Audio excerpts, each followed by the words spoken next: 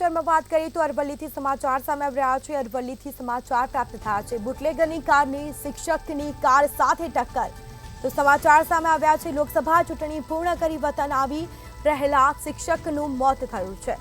Bootlegger Nitin બલેવાનું અકસ્માતમાં પણ મોત થયું। ભિલોડાની ભેટાલી પાસે અકસ્માતમાં 2 લોકોના મોત થયા।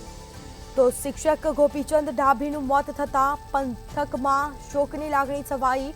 2 કાર સામસામે ટકરાતા 2 લોકોના મોત થયા છે। તો આ સીધા દ્રશ્યો સામે આવ્યા છે અકસ્માતના। બુટલેગરની કારની શિક્ષકની કાર સાથે થઈ ટક્કર।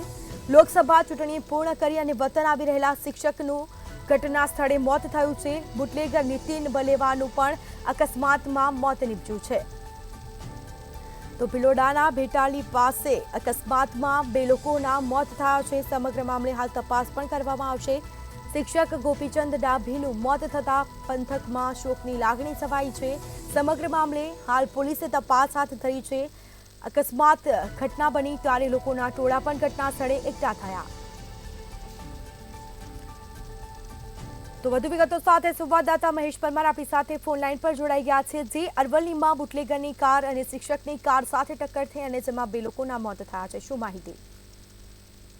બિલકુલ સ્મિતા, વાત કરીએ તો અરવલ્લી જિલ્લાના ભિલોડા પાસે આવેલા ભેટાલી નજીક અકસ્માતની ઘટના સામે આવી હતી, જેમાં 2ના મોત થયા છે। આ અકસ્માતમાં વાત કરીએ તો લોકસભાની ચૂંટણીની કામગીરી પૂર્ણ કરી વતન આવી રહેલા એક શિક્ષક હતા અને સામે કારમાં એક બુટલેગર હતા। બંનેનું મોત થયું છે। શિક્ષક ગોપીચંદ ડાભીનું મોત થતા પંથકમાં ભારે શોકની લાગણી અનુભવવામાં આવી છે। બીજી તરફ જે બુટલેગર હતો નીતિન બવેલા, તેનું પણ અકસ્માતમાં મોત થયું છે।